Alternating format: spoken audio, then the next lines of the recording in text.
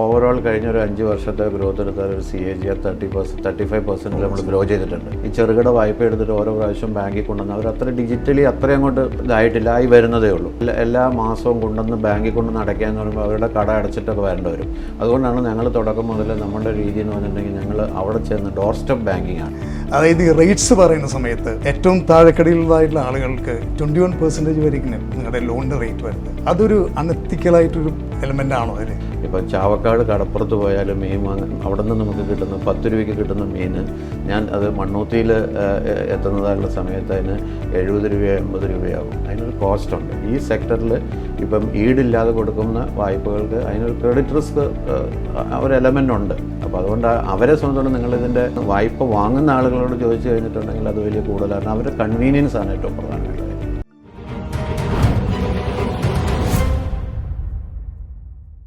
ഞാൻ CL ജോസ്. ഇന്ന് നമുക്ക് റൈറ്റ് ആംഗിളിൽ കിട്ടിയിരിക്കുന്നത് K. Paul Thomas, CEO of ESAF bank. ESAF bank തുടങ്ങുന്നതിന് മുമ്പായിട്ട് ആദ്യമായി മൈക്രോ ഫിനാൻസ് ഇൻഡസ്ട്രി കേരളത്തിന് പരിചയപ്പെടുത്തിയതും K. പോൾ തോമസ് ആണ്. അതിനുശേഷം 1992 സ്റ്റാർട്ട് ചെയ്തത്. 95 എൻ്റെ ലെൻഡിങ് ഒക്കെ തുടങ്ങി. അതിന് ശരിയായിട്ട് എസ്റ്റാബ്ലിഷ് ചെയ്തെടുത്ത് മൈക്രോ ഫിനാൻസ് ഇൻഡസ്ട്രീനെ. അതിനുശേഷം 2017 RBI സ്മോൾ ഫിനാൻസ് ബാങ്കിന് ലൈസൻസ് കൊടുത്തു തുടങ്ങിയപ്പോൾ കേരളത്തിൽ നിന്ന് ആദ്യമായിട്ട് ഒരു സ്മോൾ ഫിനാൻസ് ബാങ്ക് ലൈസൻസ് ലഭിച്ചത് ഇസാഫ് ബാങ്കിനായിരുന്നു. അങ്ങനെ ഇസാഫ് മൈക്രോ ഫിനാൻസ് ഇൻസ്റ്റിറ്റ്യൂഷനിൽ നിന്ന് അതൊരു ഇസാഫ് സ്മോൾ ഫിനാൻസ് ബാങ്കായി 2017. അതിനുശേഷമുള്ളതായിട്ടുള്ള യാത്രകൾ നമുക്ക് ചോദിക്കാം. എന്താണ് മൈക്രോ ഫിനാൻസ് ഇൻഡസ്ട്രി എന്നൊരു സ്മോൾ ഫിനാൻസ് ബാങ്കിലേക്ക് ഇതിനെ കൺവേർട്ട് ചെയ്യാൻ തോന്നാനുള്ള കാരണം? ഈ ഫിനാൻഷ്യൽ ഇൻക്ലൂഷൻ വളരെ പ്രധാനപ്പെട്ടൊരു കാര്യമാണ്. സാധാരണക്കാരെ സംബന്ധിച്ചിടത്തോളം അവർക്ക് സാമ്പത്തിക സേവനങ്ങൾ ലഭ്യമാവുക എന്നുള്ളത് വളരെ പ്രധാനപ്പെട്ട കാര്യമാണ്. അപ്പോൾ മൈക്രോ ഫിനാൻസിൽ അല്ലെങ്കിൽ മൈക്രോ ക്രെഡിറ്റ് ഞങ്ങൾ ഇസാഫ് 1995 കേരളത്തിൽ ആദ്യമായിട്ട് ബംഗ്ലാദേശ് ഗ്രാമീൺ ബാങ്കിൻ്റെ ഒരു മാതൃക പിന്തുടർന്നുകൊണ്ട് മൈക്രോ ക്രെഡിറ്റ് ആദ്യമായിട്ട് തുടങ്ങുന്നത്. അപ്പോൾ പിന്നീട് അതൊരു 2008 ഒരു നോൺ ബാങ്കിങ് ഫിനാൻസ് കമ്പനിയായിട്ടൊരു സോഷ്യൽ ബിസിനസ് മോഡലായിട്ട് രൂപാന്തരം ചെയ്യപ്പെട്ടു. 2014 റിസർവ് ബാങ്ക് ഒരു രണ്ട് പുതിയ തരം ബാങ്കുകൾ, ഡിഫറൻഷിയേറ്റഡ് ബാങ്ക്സ് ഇന്ത്യയിൽ തുടങ്ങാനായിട്ട് തീരുമാനിച്ചു. ഒന്ന് സ്മോൾ ഫിനാൻസ് ബാങ്കും ഒന്ന് പേയ്മെൻറ്റ് ബാങ്കും. പേയ്മെന്റ് ബാങ്കിന്റെ പിന്നെന്താ പേയ്മെന്റ് ബാങ്കുകൾ അധികം അങ്ങോട്ട് പോസ്റ്റ് ഓഫീസിനുണ്ടായിരുന്നു. പിന്നെ ഒരു റിലയൻസ്, എയർടെൽ പേയ്മെന്റ് ബാങ്ക് അത്രയധികം കൊണ്ട് അവരുടെ അതിൽ പേയ്മെന്റ്സ് മാത്രമായതുകൊണ്ട് പിന്നെ UPI ഒക്കെ വന്നപ്പോൾ പേയ്മെന്റ് വളരെ സാധാരണമായി കഴിഞ്ഞപ്പോൾ പേയ്മെന്റ് ബാങ്കിന്റെ ഒരു സ്കോപ്പ് കുറഞ്ഞു. അതുകൊണ്ടാണ് സ്മോൾ ഫിനാൻസ് ബാങ്കിൽ ചെറുകിട ആളുകൾക്ക് വായ്പ കൊടുക്കാൻ വേണ്ടിയിട്ടുള്ള പ്രധാനമായിട്ട് ബാങ്കിങ് സേവനങ്ങൾ കൊടുക്കുക എന്നുള്ള ലക്ഷ്യത്തോടെയാണ്. അപ്പോൾ ഞങ്ങൾ സേവനം കൊടുത്തുകൊണ്ടിരുന്നതായിട്ടുള്ള ആളുകളെ സംബന്ധിച്ചിടത്തോളം ഒരു മൈക്രോ ഫിനാൻസ് സ്ഥാപനം എന്നുള്ള നിലയിൽ ചെറുകിട വായ്പകൾ ഒരു 60,000 രൂപയൊക്കെ ആയിരുന്നു അന്നത്തെ ഒരു ലിമിറ്റ് എന്ന് പറയും. അപ്പോൾ അവരുടെ വളർച്ചയിൽ ഞങ്ങൾക്ക് പങ്കാളിയാവാനായിട്ട് കഴിയില്ലായിരുന്നു. അതുപോലെ തന്നെ വായ്പയ്ക്ക് പുറമേ ഉള്ള സാമ്പത്തിക സേവനങ്ങൾ, ഇപ്പോൾ deposit, savings bank account, debit card, അതുപോലെ റിക്കറിംഗ് ഡിപ്പോസിറ്റ് സർവീസസ്, മറ്റ് ബാങ്കിങ് സർവീസസ്, മണി ട്രാൻസ്ഫർ, അതുപോലുള്ള സർവീസസൊക്കെ ഈ ഞങ്ങളുടെ കസ്റ്റമേഴ്സിന് കൊടുക്കണമെങ്കിൽ ഞങ്ങൾക്ക് ഒരു മൈക്രോ ഫിനാൻസ് കമ്പനി എന്നുള്ള നിലയിൽ ഒത്തിരി ലിമിറ്റേഷൻ ഉണ്ടായിരുന്നു. അപ്പോൾ ഫിനാൻഷ്യൽ ഇൻക്ലൂഷൻ എന്ന് പറയുമ്പോൾ എൻ്റെ ഒരു സ്വപ്നം ഉണ്ടായിരുന്നത് ഈ സാധാരണക്കാരായിട്ടുള്ള ആളുകൾക്ക് എല്ലാ സാമ്പത്തിക സേവനങ്ങളും അവർക്ക് കൊടുക്കുക എന്നുള്ളത്. അപ്പോൾ അങ്ങനെയാണ് ഈ ഒരു ഓപ്പർച്യൂണിറ്റി വന്നപ്പോൾ ഞങ്ങളതിന് അപ്ലൈ ചെയ്യും. അന്ന് 78 അപ്ലിക്കൻസ് ഉണ്ടായിരുന്നു 2014 ഓൾ ഇന്ത്യ ബേസിസിൽ. 2015 ഈ license in principle license issue ചെയ്യുന്നത്. മൊത്തം 10 ലൈസൻസാണ് 78 അപേക്ഷകളിൽ നിന്ന് സെലക്ട് ചെയ്ത് 10 ലൈസൻസാണ് ആദ്യത്തെ ഇഷ്യൂ ചെയ്തത്. അതിലൊന്ന് ആകാനായിട്ട് ഇസാഫ് മൈക്രോ ഫിനാൻസിന് സാധിച്ചു എന്നുള്ളതാണ്. ഇതിന് ശരിക്കും കുറച്ച് വ്യൂവേഴ്സിന് കിട്ടാൻ വേണ്ടി സ്മോൾ ഫിനാൻസ് ബാങ്ക് ശരിയായിട്ടുള്ള ബാങ്ക് ഡിഫറൻഷിയേറ്റ് ചെയ്യുന്ന റെഗുലേറ്ററി സൈഡിൽ ഡിഫറൻഷിയേറ്റ് ചെയ്യുന്നത് എന്താണ്? ഇതൊരു ഷെഡ്യൂൾഡ് ബാങ്കാണ്. സ്മോൾ ഫിനാൻസ് ബാങ്കുകൾ മറ്റിപ്പം ലാർജ് യൂണിവേഴ്സൽ ബാങ്കുകൾ പോലുള്ള ഒരു ഷെഡ്യൂൾഡ് ബാങ്കാണ്. ഒന്നാമത്തെ കാര്യം അതാണ്. ആ കാര്യത്തിൽ യൂണിവേഴ്സൽ ബാങ്കും ഷെഡ്യൂൾഡ് ബാങ്കാണ്, സ്മോൾ ഫിനാൻസ് ബാങ്കും ഷെഡ്യൂൾഡ് ബാങ്കാണ്. ഡിപ്പോസിറ്റ് ഗ്യാരണ്ടി കോർപ്പറേഷന്റെ കവർ മറ്റു ബാങ്കുകൾക്കുള്ള പോലെ വായ്പ കൊടുക്കുന്നതിൽ ചില പ്രത്യേകതകൾ. കാരണം ഇത് ചെറുകിട ആളുകൾക്ക്, ചെറുകിട വ്യാപാരികൾക്ക്, ചെറുകിട സംരംഭകർക്ക്, കൃഷിക്കാർക്ക്, അതുപോലെ ഗ്രാമീണ മേഖലകളിലൊക്കെ ഒരു ഫോക്കസ് കൊണ്ടുവരുന്നതിന് വേണ്ടിയിട്ട് മറ്റു ബാങ്കുകൾക്ക്, യൂണിവേഴ്സൽ ബാങ്ക്സിന് അവരുടെ ടോട്ടൽ ലെൻഡിങ്ങിൻ്റെ 40% ആണ് പ്രയോറിറ്റി സെക്ടർ ആയിട്ട് ക്യാപ്പ് ചെയ്തിരിക്കുന്നത്, നിഷ്കർഷിച്ചിട്ടുള്ളത്. ഈ സ്മോൾ ഫിനാൻസ് ബാങ്കുകൾക്ക് അത് 75%. അപ്പോൾ ആ ഒരു ഫോക്കസ് ഒന്നാമത്തെ അല്ല, 75% മിനിമമാണ്. അപ്പോൾ വായ്പകളെല്ലാം അങ്ങനെ മുൻഗണനാ വിഭാഗത്തിൽ ആയിരിക്കും എന്നുള്ളതാണ് ഒന്നാമത്തെ വ്യത്യാസം. രണ്ടാമത്തേത് 50% വായ്പകൾ 25 ലക്ഷം രൂപയിൽ താഴെയുള്ള വായ്പകളായിരിക്കണം. അതാണ് രണ്ടാമത്തെ ഒരു വ്യത്യാസമുള്ളത്. പിന്നെ മൂന്നാമത്തേത് 25% ബ്രാഞ്ചുകൾ അൺബാങ്ക്ഡ് റൂറൽ സെൻറ്റേഴ്സിൽ ആയിരിക്കണം എന്നുള്ളത് മൂന്നാമത്തെ ഡിഫറൻസ്. പിന്നെ ക്യാപിറ്റൽ അഡിക്വസിയിൽ 15%, മറ്റവർക്ക് 9% ആണ്. ഇത് 15% ആണ് ഡിഫറൻസ്. ഇത് മാറ്റി നിർത്തിയാൽ ബാക്കി വ്യത്യാസങ്ങളൊന്നും തന്നെ ഇല്ല. മറ്റെല്ലാ സേവനങ്ങളും നമുക്ക് സ്മോൾ ഫിനാൻസ് ബാങ്കുകൾക്ക് കസ്റ്റമേഴ്സിന് കൊടുക്കാൻ. പ്രയോറിറ്റി സെക്ടർ ലെൻഡിംഗിൽ ഇപ്പോൾ എത്ര പോയിന്റ് 75 ഉണ്ട്? ഞങ്ങൾ സ്ഥിരമായിട്ട് above 90% ആണ്. നമ്മൾ കഴിഞ്ഞ നവംബറിലാണ് ഇപ്പോൾ ലിസ്റ്റിംഗ് ഒക്കെ വന്നത്. അത് എനിക്ക് തോന്നുന്നത് ഇതിൻ്റെ ഒരു കമ്പൽസറി ആയിട്ടുള്ള സംഗതിൻ്റെ റെഗുലേറ്ററി ഇഷ്യൂ ഉണ്ട്. അതായത് സ്മോൾ ഫിനാൻസ് ബാങ്കിന് മാത്രമായിട്ടുള്ള റെഗുലേറ്ററി ഇഷ്യൂ ആയിരുന്നു 500 crores നെറ്റ്വർക്ക്. അത് എല്ലാ ബാങ്കിനും ലിസ്റ്റിംഗ് കണ്ടീഷൻ, എല്ലാ ബാങ്ക്സിനുള്ളതായിട്ടുള്ള RBI റെഗുലേറ്ററി ഇഷ്യൂ ആണ്. Once it reaches 500 crores net worth 500 crores എത്തിക്കഴിഞ്ഞാൽ they should get it listed on stock market. ആ ഒരു കണ്ടീഷനിൽ 2017 തുടങ്ങിയ ബാങ്കിന് 2018 തന്നെ 500 crores നെറ്റ്വർക്ക് അച്ചീവ് ചെയ്തു. അപ്പോൾ 2021 തന്നെ ലിസ്റ്റിങ്ങിന് ആവശ്യമായിരുന്നു. പക്ഷേ 20 തൊട്ട് ശ്രമിച്ചുകൊണ്ടിരുന്നു. ലിസ്റ്റിംഗ് എന്താണ് 23 and 3 years 2 years ലേറ്റ് ആയിരുന്നു. എന്തായിരുന്നു അതിൻ്റെ കാരണം? ലേറ്റ് ആയതിൻ്റെ കാരണം ഞങ്ങൾ അതിനുള്ള നടപടികൾ 2019 തന്നെ ഞങ്ങൾ ആരംഭിച്ചിരുന്നു. ഇപ്പം സെബിയിലുള്ള ആപ്ലിക്കേഷൻ കൊടുക്കാനൊക്കെ ആയിട്ട്.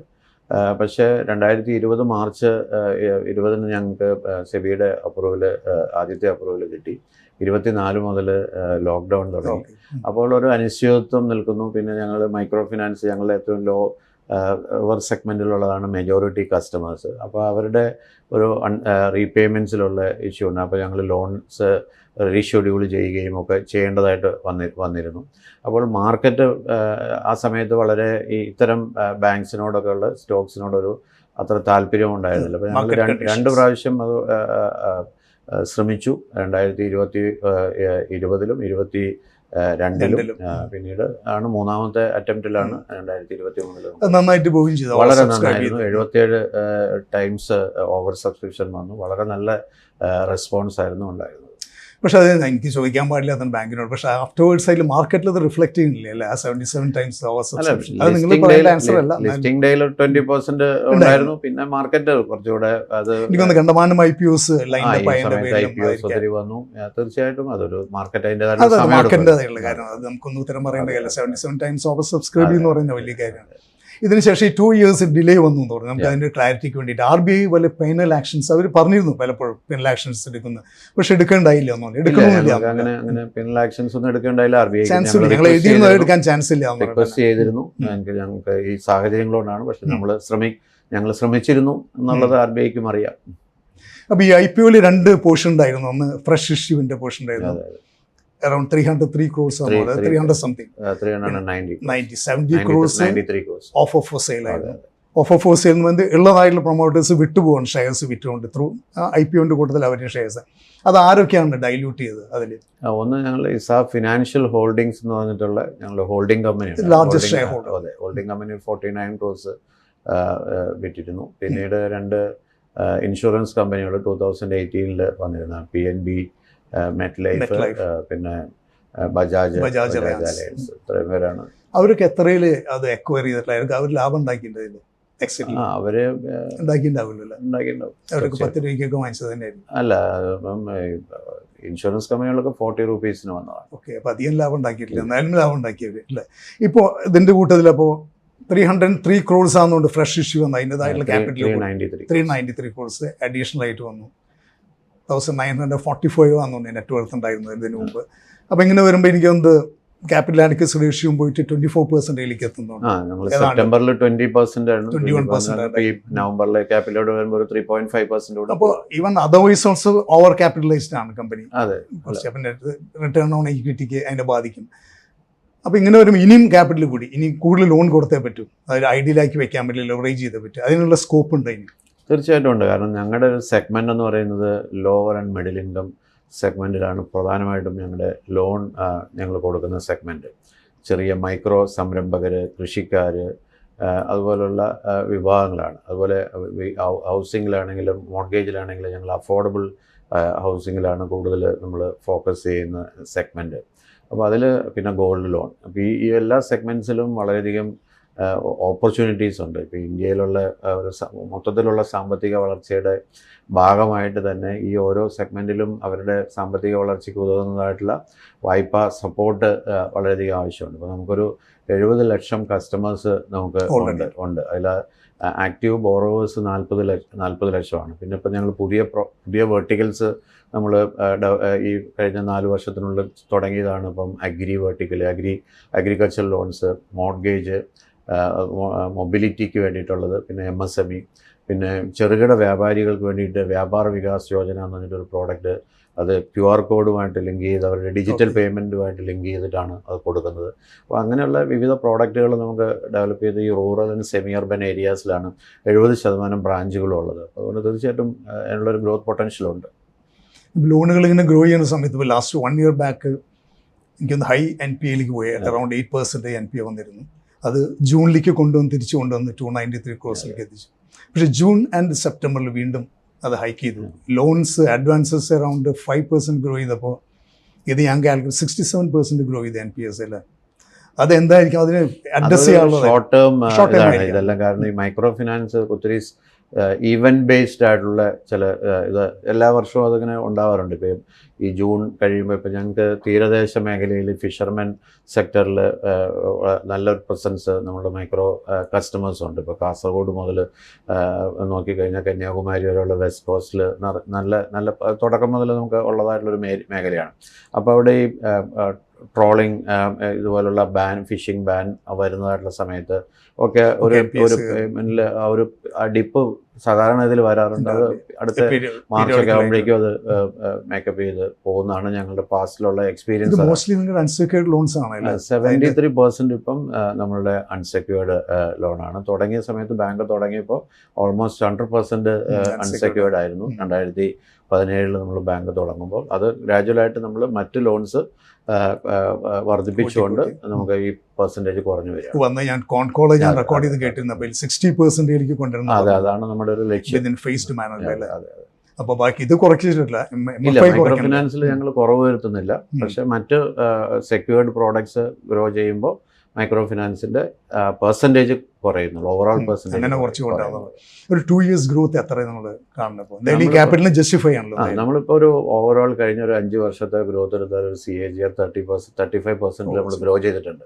അപ്പോൾ അതിനുള്ളൊരു പൊട്ടൻഷ്യൽ ഉണ്ട് ഇന്ത്യയിൽ. ഞാൻ നേരത്തെ പറഞ്ഞതുപോലെ ഇന്ത്യയിൽ സ്മോൾ ഫിനാൻസ് മേഖലയിൽ, സ്മോൾ ബിസിനസ് സെക്ടറിൽ ലെൻഡ് ചെയ്യാനായിട്ടുള്ള വലിയൊരു ഓപ്പർച്യൂണിറ്റി ഉണ്ട്. കാരണം മെജോറിറ്റി ഓഫ് ഈ സെഗ്മെൻറ്റിന് സമയത്ത് വായ്പ കിട്ടുന്നില്ല. അപ്പോൾ നമ്മളൊരു 30 വർഷത്തെ ഇത്തരം സെഗ്മെൻറ്റിൽ വർക്ക് ചെയ്ത് ഇസാഫ് ബാങ്കിന് ആ ഒരു എക്സ്പീരിയൻസ് ഉണ്ട്. അവരോട് ഡീൽ ചെയ്യാനായിട്ട് അവരൊരു കോർപ്പറേറ്റ് കസ്റ്റമറോട് വലിയൊരു HNI കസ്റ്റമറോട് ഡീൽ ചെയ്യുന്ന പോലെയല്ല. സോ അവർ പിന്നെ അതുപോലെ തന്നെ അവർക്കിപ്പം ഈ ചെറുകിട വായ്പ എടുത്തിട്ട് ഓരോ പ്രാവശ്യം ബാങ്കിൽ കൊണ്ടുവന്ന് അവർ ഡിജിറ്റലി അത്രയും അങ്ങോട്ട് ആയി വരുന്നതേ ഉള്ളൂ. പക്ഷെ അപ്പോൾ എല്ലാ മാസവും കൊണ്ടുവന്ന് ബാങ്കിൽ കൊണ്ടുവന്ന് അടയ്ക്കാന്ന് പറയുമ്പോൾ അവരുടെ കട അടച്ചിട്ടൊക്കെ വരേണ്ടി വരും. അതുകൊണ്ടാണ് ഞങ്ങൾ തുടക്കം മുതൽ നമ്മുടെ രീതി എന്ന് പറഞ്ഞിട്ടുണ്ടെങ്കിൽ ഞങ്ങൾ അവിടെ ചെന്ന് ഡോർ സ്റ്റെപ്പ് ബാങ്കിങ് ആണ്. അപ്പോൾ അതുകൊണ്ടാണ് ഞങ്ങൾക്ക് കൃത്യമായിട്ട് റീപേയ്മെൻറ്റ് ഉണ്ട്. അപ്പോൾ ഈ സർവീസ് ഒക്കെ കൊടുക്കുന്നതുകൊണ്ട് ഈ സെഗ്മെൻറ്റ് വളരെയധികം ഞങ്ങളുടെ മോഡൽ വളരെയധികം അപ്രീഷിയേറ്റ് ചെയ്യുന്നുണ്ട്. ഇവിടെ നോക്കിയപ്പോൾ തൃശ്ശൂരിൽ നിന്ന് നോക്കുകയാണെങ്കിൽ 2 വേറെയും പല ബാങ്ക്സും എല്ലാം ഒരു 90 ഇയേഴ്സിനൊക്കെ മീതിയുള്ള ബാങ്ക്സാണ്. പക്ഷേ നിങ്ങളുടെ ഗ്രോത്ത് നോക്കുമ്പോൾ ആ ബാങ്കിനേക്കാൾ ഫാസ്റ്റർ ആയിരുന്നു. Even it is physical presence 730 branches അല്ലേ ഇപ്പോൾ? ഞങ്ങളിപ്പം 700 ബ്രാഞ്ചസ് ആയിരുന്നു സെപ്റ്റംബറിൽ. അതിനുശേഷം ഒരു 31 ബ്രാഞ്ച് 731 ബ്രാഞ്ചസ്. പല ഇവിടുത്തെ 100 ഇയേഴ്സ് കംപ്ലീറ്റ് ബാങ്ക്സിന് പോലും ഇല്ല. ഈവൻ അസറ്റ് ബേസ് പോലും പല 2 ബാങ്കിനേക്കാൾ കൂടുതലാണ് നിങ്ങൾക്ക്. അപ്പോൾ ഈ നിലയ്ക്ക് ഇങ്ങനെ ഗ്രോ ചെയ്യുകയാണെന്നുണ്ട് ഡൈവേഴ്സിഫിക്കേഷനെ പറ്റി പ്ലാൻ ചെയ്തിട്ടില്ല. ഇത് ബാങ്കിങ് മാത്രമായിരുന്നു കാരണം ഉദ്ദേശം? ഇൻഷുറൻസിലേക്കോ അങ്ങനെയുള്ളത് അവർക്കും? ഇൻഷുറൻസ് ഇപ്പോൾ ഞങ്ങൾ ഇൻഷുറൻസ് ടൈപ്സ് ഉണ്ട്, ഇൻഷുറൻസ് പ്രോഡക്റ്റ് സെല്ലിങ് നമുക്കുണ്ട്. കാരണം നമ്മുടെ ഒരു പ്രധാനപ്പെട്ട സ്ട്രെങ്ത് അതാണ്, ഈ റീച്ചാണ്. അപ്പം എനിക്ക് തോന്നുന്നു ഫോർ ദ ടൈം ബീയിങ് ഞങ്ങൾ അതിലാണ് ഞങ്ങൾ ഫോക്കസ് ചെയ്യുന്നത്. അതേമാതിരി മെർച്ചന്റ് ബാങ്കിങ്, ഇൻവെസ്റ്റ്മെന്റ് ബാങ്കിങ് ഒന്നും ഇപ്പം ഇവിടുത്തെ ബാങ്കുകൾ മാനേജ്മെന്റ് സർവീസസ് ഞങ്ങൾ ചെറുതായിട്ട് തുടങ്ങിയിട്ടുണ്ട്. ഞങ്ങളുടെ കസ്റ്റമേഴ്സിന് മാത്രമായിട്ട് ഞങ്ങളുടെ ക്ലയന്റ് വളരെ ചെറുതായി. പക്ഷെ ഞങ്ങൾ ഉദ്ദേശിക്കുന്ന ആ സെഗ്മെന്റിൽ എല്ലാ വിധത്തിലുള്ളതായിട്ടുള്ള സാമ്പത്തികം ഇപ്പോൾ ഉയർന്ന നിലയിലുള്ള കസ്റ്റമേഴ്സിന് കിട്ടുന്നതായിട്ടുള്ള എല്ലാ സേവനങ്ങളും ഞങ്ങൾക്ക് അതേ ഒരു മിനിയേച്ചർ ഫോമിൽ കൊടുക്കും. ഞങ്ങളുടെ മൈക്രോ കസ്റ്റമർ ആണെന്നുള്ളത് കൊണ്ട് ഞങ്ങൾ ഒരു കാരണവശാലും ഒരു വേർതിരിവ് ഞങ്ങൾ കൊടുക്കുന്നു. SIP ഞങ്ങൾ പെൻഷൻ പ്രോഡക്ട്സ്, PFRDAയുടെ പെൻഷൻ പ്രോഡക്ട്സ് ഞങ്ങളുടെ ആളുകൾക്ക് കൊടുക്കുന്നുണ്ട്. ഇപ്പം ഞങ്ങളുടെ ബ്രാഞ്ചസ് നോക്കിക്കഴിഞ്ഞാലും ഇപ്പോൾ നമ്മൾ സാധാരണ ഹൈ നെറ്റ്വർത്ത് കസ്റ്റമേഴ്സിനൊക്കെ ആണ് എയർ കണ്ടീഷൻ. പക്ഷേ ഈ മൈക്രോ കസ്റ്റമേഴ്സിന് വേണ്ടിയിട്ട് ഒരു സെപ്പറേറ്റ് ആയിട്ടുള്ള ഏരിയ, കാരണം അവർ കൂട്ടത്തോടെയാണ് വരിക. അപ്പോൾ അതുകൊണ്ട് ലാർജ് സ്പേസ് വേണം. മിക്കവാറും ഞങ്ങളുടെ റീറ്റെയിൽ ബാങ്കിങ് ഗ്രൗണ്ട് ഫ്ലോറിലും ഈ മൈക്രോ ബാങ്കിങ് ഫസ്റ്റ് ഫ്ലോറിലുമാണ് സാധാരണ ഞങ്ങൾ ഓപ്പറേറ്റ് ചെയ്തത്. പക്ഷേ അതും ഞങ്ങൾ എയർ കണ്ടീഷൻ സ്പേസ് ആണ് കൊടുക്കുന്നത്. അപ്പോൾ ആ ഒരു കസ്റ്റമേഴ്സിനെ ഞങ്ങൾ വാല്യൂ ചെയ്യുന്നതിൻ്റെ ഒരു ഉദാഹരണമാണ്. കഴിഞ്ഞ 22-ലൊക്കെ നിങ്ങൾ IPO പ്ലാൻ ചെയ്യുമ്പോൾ 963 crores ഒരു പെട്ടെന്ന് ഹാഫിനേക്കാൾ താഴ്ത്തിക്ക് കൊണ്ടുവന്നു അല്ലേ? ഒന്നതിലൊരു മാർക്കറ്റിൽ കുറച്ചൊരു അൺസർട്ടനിറ്റീസ്, ഇസ്രായേൽ വാർ, ഇതെല്ലാം നമുക്ക് എങ്ങനെ ഇത് ചെയ്യുന്നു നമുക്ക് പറയാൻ പറ്റില്ല. അതുകൊണ്ട് പിന്നെ ഞങ്ങളുടെ ഒരു ഇമ്മീഡിയറ്റ് ക്യാപിറ്റൽ റിക്വയർമെന്റ് അത്രേ ഉള്ളായിരുന്നു. അതാണ് എനിക്കുള്ള ചോദ്യം. ഈ 963 നിങ്ങൾ എന്തിനാണ് ടാർഗറ്റ് ചെയ്തത്? അന്ന് തന്നെ നിങ്ങൾ 21% ക്യാപിറ്റൽ അഡ്വക്കസി ഒരു ബാങ്ക്, ഗ്രോത്ത്, ഫ്യൂച്ചർ ഗ്രോത്തിന് എപ്പോഴും ക്യാപിറ്റൽ, നമുക്ക് എപ്പോഴും ക്യാപിറ്റൽ മാർക്കറ്റിലേക്ക് പോകാൻ പറ്റില്ലല്ലോ. ആ ഒരു കൺസിഡറേഷൻ. പക്ഷേ it was a right decision. കുറച്ചത് റൈറ്റ് ഡിസിഷൻ. എനിക്ക് തോന്നി അത്രമാത്രം ക്യാപിറ്റൽ ടാർഗറ്റ് ചെയ്യേണ്ട കാര്യമില്ല. പക്ഷെ നിങ്ങൾ എനിക്കൊന്ന് ക്യാപിറ്റൽ അഡ്വക്കസിയിൽ വളരെ കൺസർവേറ്റീവ് ആണല്ലോ, കുറച്ച് ഹയർ ക്വസ്റ്റൻ വെച്ചുകൊണ്ട് നിൽക്കാന്ന് വെച്ചാൽ 15 ഒന്നും കൊണ്ടുവരാൻ ഉദ്ദേശിക്കണില്ല. ഇല്ലല്ല, ഞങ്ങളുടെ ഒരു 18 മെയിൻറ്റെയിൻ ചെയ്യണമെന്നാണ് ഞങ്ങൾ മെയിൻറ്റെയിൻ ചെയ്യുന്നത്. അപ്പോൾ ഇനി ഇത് ഗ്രോത്തിന് വേണ്ടി പുതിയ ലോൺസും അതിനൊക്കെ പുതിയതായിട്ടുള്ള ഇനീഷ്യേറ്റീവ്സും എല്ലാം പുതിയതായി ഇപ്പം ഞങ്ങൾ തുടങ്ങിയേക്കുന്ന വെർട്ടിക്കൽസ് ഉണ്ട്. നമ്മളിപ്പം ഈ ഞാൻ നേരത്തെ സൂചിപ്പിച്ചതുപോലെ ഇപ്പം MSME വെർട്ടിക്കൽ നമ്മൾ തുടങ്ങിയിട്ടുണ്ട്. അതുപോലെ മോർഗേജിൽ തന്നെ റെഗുലർ ലോൺസ്, ഹൗസിംഗ് ലോൺസും ഉണ്ട്, അഫോർഡബിൾ ഹൗസിംഗ് ലോണിനുള്ള സെപ്പറേറ്റ് ആയിട്ടൊരു, അത് വളരെയധികം സാധ്യതകളുള്ള, വളർച്ചാ സാധ്യതയുള്ള മേഖലകളാണ്. പിന്നെ അതുപോലെ മൊബിലിറ്റി ലോൺസിലും പ്രത്യേകമായിട്ട് ഇലക്ട്രിക് വെഹിക്കിൾസിന് വേണ്ടിയിട്ട് പ്രത്യേകമായിട്ടുള്ള ഒരു പ്രോഡക്റ്റ് നമ്മൾ ഡിസൈൻ ചെയ്തിട്ടുണ്ട്. പിന്നെ അഗ്രികൾച്ചറൽ ലോൺസിന് വേണ്ടിയിട്ട് അതിൽ വളരെയധികം സാധ്യത ഇന്ത്യയിൽ ഉണ്ട്. കാരണം ഞങ്ങൾ ഫാർമർ പ്രൊഡ്യൂസർ കമ്പനീസുമായിട്ട് വളരെ ക്ലോസ് ആയിട്ട് വർക്ക് ചെയ്യുന്നൊരു ബാങ്കും കൂടെയാണ്. അപ്പോൾ അതിൽ ഗവൺമെൻറ്റിൻ്റെ പ്രോജക്ട്സുമായിട്ടൊക്കെ നമ്മൾ കൊളാബറേറ്റ് ചെയ്യുന്നുണ്ട്. അപ്പോൾ തീർച്ചയായിട്ടും ഈ തുടങ്ങിയേക്കുന്ന ഈ പ്രോഡക്റ്റ് വെർട്ടിക്കൽസ് എല്ലാം വളരെയധികം വളർച്ചാ സാധ്യതയുള്ളതാണ്. അപ്പോൾ അതിലായിരിക്കും ഞങ്ങളുടെ ഫോക്കസ് ചെയ്യുന്നത്. അപ്പോൾ നിങ്ങളുടെ ഏറ്റവും ലാർജസ്റ്റ് ഷെയർ ഹോൾഡർ ആയിട്ടുള്ള സബ് ഹോൾഡിംഗ് പ്രൈവറ്റ് ലിമിറ്റഡ്, ഇപ്പോൾ എനിക്ക് 62% സ്റ്റേക്ക്, അതും ഇനി 26% കൊണ്ടുവരണം. ഞങ്ങൾ അത് 15 വർഷത്തെ ടൈമിൽ. അതെന്ന് പറയുന്നത് ബാങ്കിൻ്റെ ഉള്ളിൽ പ്രൊമോട്ടേഴ്സിന് സ്റ്റേക്ക് ഹോൾഡ് ചെയ്യുന്ന ലിമിറ്റ് ഉണ്ട്. ഇപ്പം ഇന്ന് CSBക്ക് ഉണ്ട് 49%, വൺ സിംഗിൾ ഷെയർ ഹോൾഡർ. അവരൊക്കെ they have to bring down to 26%. അതാണ് 15 ആയിരുന്നു. കോട്ടക് മഹീന്ദ്ര ബാങ്ക് ലീഗൽ ഫൈറ്റിൽ പോയിട്ട് 26 കൊണ്ടുവരാൻ പറ്റി. അപ്പോൾ 26 എനിക്ക് ഏറ്റവും കൂടുതൽ പ്രൈവറ്റ് ബാങ്കിൻ്റെ ഉള്ളിൽ ഒരു സിംഗിൾ ഷെയർ ഹോൾഡർ ഏറ്റവും കൂടുതൽ സ്റ്റേക്ക് ഹോൾഡ് ചെയ്യാൻ ചിലപ്പോൾ ഇസാഫിലായിരിക്കും 62. വേറെ over A period of time bank will require enough time, കാരണം 15 years ടൈം ഉണ്ട്. അപ്പോൾ 26 കൊണ്ടുവരേണ്ടതായിട്ട് വരും. നിങ്ങളുടെ ഇനി കുറച്ച് ഇറിറ്റേറ്റിംഗ് ആയിട്ടുള്ള ക്വസ്റ്റ്യൻ, അതായത് ഈ റേറ്റ്സ് പറയുന്ന സമയത്ത് നമുക്കറിയാം ബെഞ്ച് മാർക്ക് ഉണ്ട്, എക്സ്റ്റേണൽ ബെഞ്ച് മാർക്കിൽ റീപ്പോ പ്ലസ് നിങ്ങൾ കണ്ടമാനം പെർസെൻറ്റേജ് റേറ്റ് കൊടുക്കുന്നു, ഡെപ്പോസിറ്റ്സിന് കൊടുക്കുന്നുണ്ട്. പക്ഷേ ഏറ്റവും താഴെക്കടിയിലുള്ളതായിട്ടുള്ള ആളുകൾക്ക് 21% വരേക്കും നിങ്ങളുടെ ലോണിൻ്റെ റേറ്റ് വരുന്നത്. അതൊരു അൺഎത്തിക്കലായിട്ടൊരു എലമെൻ്റ് ആണോ അതിൽ? നന്നായി ചോദിച്ചത്. കാരണം എനിക്കത് എക്സ്പ്ലെയിൻ ചെയ്യാനായിട്ടൊരു അവസരം കിട്ടുമല്ലോ. അപ്പോൾ അതൊരു തെറ്റിദ്ധാരണയുടെ ഫലമായിട്ടാണ്. നമ്മളിപ്പോൾ ഒരു ലോണിൻ്റെ റേറ്റ് എന്ന് പറയുന്നത്, ഒന്ന് ആ കസ്റ്റമറുടെ credit history, credit status, that is one. Credit score ഒന്നാണ്. രണ്ടാമത്തേത് നമ്മുടെ കോസ്റ്റ് ഓഫ് ഫണ്ട്, ലെൻഡിങ്ങിൻ്റെ കോസ്റ്റ് ഓഫ് ഫണ്ട്. അപ്പോൾ credit risk, cost of fund, പിന്നെ ഓപ്പറേറ്റിംഗ് കോസ്റ്റ്. ഞങ്ങൾ ഈ ഡോർ സ്റ്റെപ്പ് സർവീസ് എന്ന് ഉള്ളതുകൊണ്ടാണ് ഈ ഒരു റേറ്റ്. ഇപ്പോൾ ഞങ്ങളുടെ average lending rate micro finance ലോണിനുള്ളത് 22% ആണ്. 22%. അപ്പോൾ 22% എന്ന് നമുക്ക് കേൾക്കുമ്പോൾ ഈ 22% വീക്കിലിയാണ് ഇതിൻ്റെ റീപേയ്മെൻറ്റ്.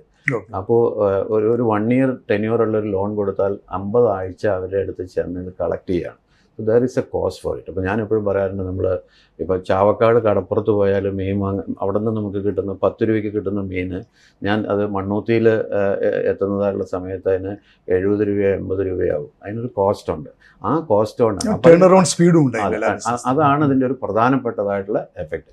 ഇനിയിപ്പോൾ കുറേ ഡിജിറ്റൽ പേയ്മെൻറ്റ്സും ഒക്കെ കൂടുതൽ ഈ സെക്ടറിൽ വ്യാപകമാകുന്നതോടുകൂടി അതിൻ്റെ കോസ്റ്റ് ഓഫ് ഓപ്പറേഷൻ കുറഞ്ഞു വരും. അതാണ് അതിൻ്റെ ഒരു പ്രധാനപ്പെട്ട കോസ്റ്റ് ഓഫ് ഫണ്ട്. ഡെപ്പോസിറ്റിന് ഹൈ റേറ്റ് ഞങ്ങളിപ്പം 8.5 ആണ് റെഗുലർ ഹയസ്റ്റ് റേറ്റ്. സീനിയർ സിറ്റിസന് 0.5 കൂടെ ഉണ്ട്. പിന്നെ അതിൻ്റെ ആ കോസ്റ്റ് ഞങ്ങളുടെ റീറ്റെയിൽ ഡിപ്പോസിറ്റ്സ് ആണ്. 92% റീറ്റെയിൽ ഡിപ്പോസിറ്റ് ആണ് നമുക്കുള്ളത്. അപ്പോൾ റീറ്റെയിൽ ഡിപ്പോസിറ്റ് മൊബിലൈസ് ചെയ്യാനായിട്ടൊരു കോസ്റ്റ് ഉണ്ട്. പിന്നെ അതിൻ്റെ നമുക്ക് CRR SLR റിക്വയർമെൻറ്റ്സ് ഉണ്ട്. അപ്പോൾ എല്ലാം കൂടുമ്പോൾ അങ്ങനെ ഇത് ഒരു കൂടുതൽ വായ്പയെന്ന് നമുക്ക് പറയാൻ. ഇപ്പം നിങ്ങളിപ്പം തൃശ്ശൂർ ഫിഷ് മാർക്കറ്റിൽ ചെന്നാൽ അവിടെ രാവിലെ 1000 രൂപ ഒരു വായ്പ കിട്ടുന്ന ഒരാൾക്ക് അറിയാമല്ലോ, ഒരു 900 ആയിരിക്കും കൈ കിട്ടുന്നത്. തിരിച്ചു കൊടുക്കും വൈകുന്നേരം. പെർസെൻറ്റേജ് നോക്കിക്കഴിഞ്ഞാൽ അതായിരിക്കും. പക്ഷെ അപ്പം മീൻ വാങ്ങുന്ന ആൾക്കും അവർക്കത് കൺവീനിയൻസ് ആണ്, പ്രധാനമായിട്ടുള്ള അവരുടെ കൺവീനിയൻസ്. അവർ 1000 രൂപയ്ക്ക് മീൻ മേടിച്ചാൽ 900 രൂപയ്ക്ക് മീൻ മേടിച്ചിട്ടുണ്ടെങ്കിൽ മിനിമം 5000 രൂപയ്ക്കെങ്കിലും വിൽക്കും. സോ അവരും they are also making money. അപ്പോൾ ഇതുകൊണ്ട് ഇതിൻ്റെ സൗകര്യമാണ് ഏറ്റവും പ്രധാനമായിട്ടുള്ള ഒരു കാര്യം. ഈ സെക്ടറിൽ ഇപ്പം ഈടില്ലാതെ കൊടുക്കുന്ന വായ്പകൾക്ക് അതിനൊരു ക്രെഡിറ്റ് റിസ്ക് ഒരു എലമെൻ്റ് ഉണ്ട്. അപ്പോൾ അതുകൊണ്ട് അവരെ സംബന്ധിച്ചിടത്തോളം നിങ്ങളിതിൻ്റെ വായ്പ വാങ്ങുന്ന ആളുകളോട് ചോദിച്ചു കഴിഞ്ഞിട്ടുണ്ടെങ്കിൽ അത് വലിയ കൂടുതലാണ്. അവരുടെ കൺവീനിയൻസ് ആണ് ഏറ്റവും പ്രധാനമായിട്ടുള്ള കാര്യം. ഞാനതിൽ ഹാപ്പി അല്ല ആൻസറിൽ സ്റ്റിൽ. കാരണം എന്താ വെച്ചാൽ കോസ്റ്റ് ഓഫ് ഫണ്ട് ഉണ്ടായിരിക്കും, ഓപ്പറേഷൻ കോസ്റ്റ് ഉണ്ടാകുമെന്ന് പറയുന്നത് ബോട്ടം ലൈൻ അവരുടെ കോസ്റ്റ് കൂടുന്നത് is A fact, remains A fact അല്ലേ. പക്ഷെ അവർക്ക് വേറെ ഒന്നും കിട്ടാനില്ലാത്ത സമയത്ത് നമ്മൾ മനസ്സിലാക്കേണ്ടതായിട്ടുള്ള കാര്യം, ഈ ഒരു സ്റ്റാഫിന്റെ സാലറി കൊടുത്ത് ആളുകളെ ഇത്രയും സ്ഥലത്ത് പോയി വീക്കിലി കളക്ട് ചെയ്യണമെന്നുണ്ടെങ്കിൽ ദർ ഇസ് എ കോസ്റ്റ്. അപ്പൊ നമ്മൾ അതിനെ കാണാതിരുന്നിട്ട് കാര്യമില്ല. ഞങ്ങൾക്ക് അല്ലെങ്കിൽ സംബഡി ഹാസ് ടു സബ്സിഡൈസ് ഈ കോസ്റ്റ്, ഈ ഓപ്പറേറ്റിംഗ് കോസ്റ്റ് ആരെങ്കിലും സബ്സിഡൈസ് ചെയ്യണം. അങ്ങനെ ഒരു സബ്സിഡി, അത് ഒരു സബ്സിഡൈസ് ചെയ്തൊരു മോഡൽ സസ്റ്റൈനബിൾ അല്ല, അതൊന്നും നിലനിൽക്കത്തില്ല, ലോങ് ടേം ബേസിൽ നിലനിൽക്കത്തില്ല. ഇപ്പോൾ നിങ്ങളുടെ ബെഞ്ച് മാർക്ക് എന്ന് റീപ്പോ മാത്രം വെച്ചിട്ടാണ്, അത് നിങ്ങളുടെ ഇന്റേണൽ റേറ്റിംഗ് വല്ലതും ഉണ്ട്? റേറ്റ്സ് ഞങ്ങളുടെ MCLR ഇപ്പോഴും അത് എത്ര പെർസെൻറ്റേജ്? ഞങ്ങളുടെ MCLR 15%. ബാക്കിയൊക്കെ കൂടുതലും അതെ എക്സ്റ്റേണൽ ബെഞ്ച് മാർക്കിലാണ്. Okay, thanks a lot. Thank you very much.